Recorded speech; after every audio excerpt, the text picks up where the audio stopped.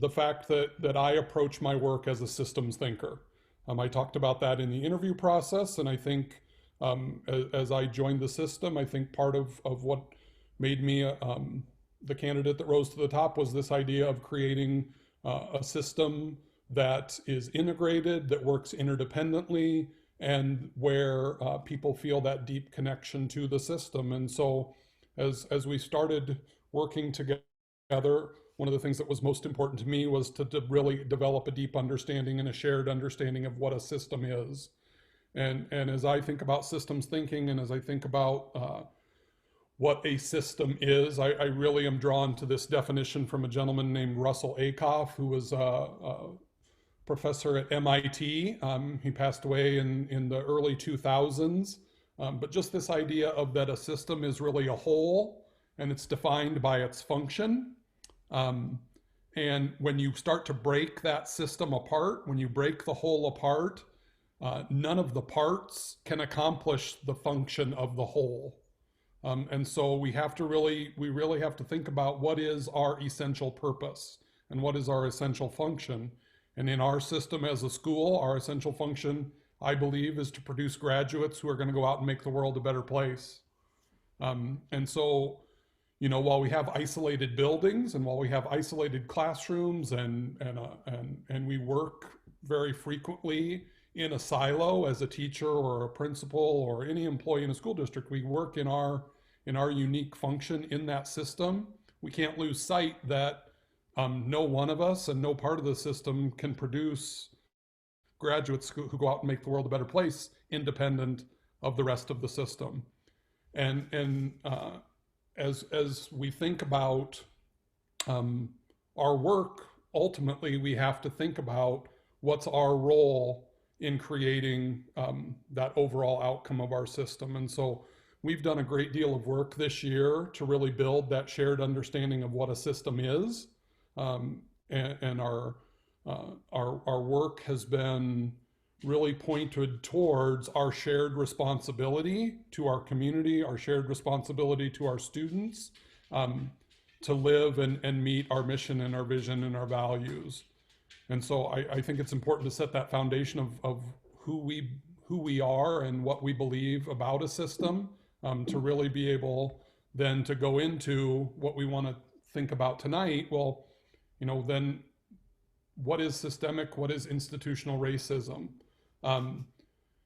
You know, I think having that deep understanding of systems thinking allows us to look at definitions of systemic or institutional racism, and to look at them through the filter of exactly that it's a result of the system, and it's a result of how the system functions. And so this definition of institutional racism comes from the writing of Sir William McPherson, who was a judge and a legal scholar in England, and he did a lot of work around a racially motivated homicide in London of a gentleman, Stephen Lawrence. And in his summary of that investigation, he described institutional racism as this idea of this collective failure of the organization or any organization to really provide the appropriate services to the people it serves based on color, culture, or ethnic origin. So there are other definitions of institutional racism or systemic racism, but this is one that speaks to me because I think it speaks to that. It's the system and that collective failure of the system in its current function to have the processes, the attitudes and behavior that really serve all people well. I think I heard that Merriam-Webster dictionary just changed the definition of racism recently to tie it to systems of actions. Mm-hmm. This is, as we get into kind of the work that we've done this year, another scholar favorite of mine is a gentleman, Dr. Deming, and he's a systems thinker, and he was an economist. And I love this quote that a bad system will beat a good person every time. And so to me, that just reinforces this idea of how do we improve and how do we change our systems. You know, as a new person to the system, this was something that I thought a lot about. I had worked in the same system before coming to Decorah. I'd worked in the same system for 11 years.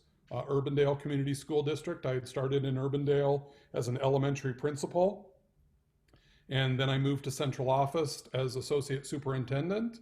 And so I had really become, I had become rooted in the Urbandale Community School District system, and changing systems. You feel that tension. You feel the way that you're used to working, and the way a new system is working. And as superintendent, I think one of the reasons that I was hired is because people want a change in the system. And so people didn't hire me to come and assimilate to the Decorah system. They came, I think, they asked me to come and improve and to help make the Decorah system better. And so in order to do that, I think it takes the collective work of all the people in our system that I work with. It's impossible for one person to come in and make that change, but I think I can create the conditions that do that. And so a mentor of mine, a former superintendent that I worked for that I still rely on heavily for guidance and coaching and mentoring, is a gentleman named Doug Stillwell. And Doug currently teaches in the educational leadership department at Drake University. After he retired from being a superintendent, he took on a job with Drake, and he does a great job, hopefully training principals and future superintendents to go out and do great work. And so Doug always used an analogy of doing the right work, really a metaphor connected to agriculture. The thing that when I learned from Doug, I'd always kind of, embrace the idea of planting seeds. But Doug was the first person I ever heard talk to this idea of preparing the soil. It's not enough to just plant seeds. Sometimes you have to go back a step and you have to really prepare the soil and then start planting seeds. And so I think that's a great way to really think about this process of doing the right work, of preparing the soil, then planting seeds, establishing those roots, nurturing growth, and then sustaining that thriving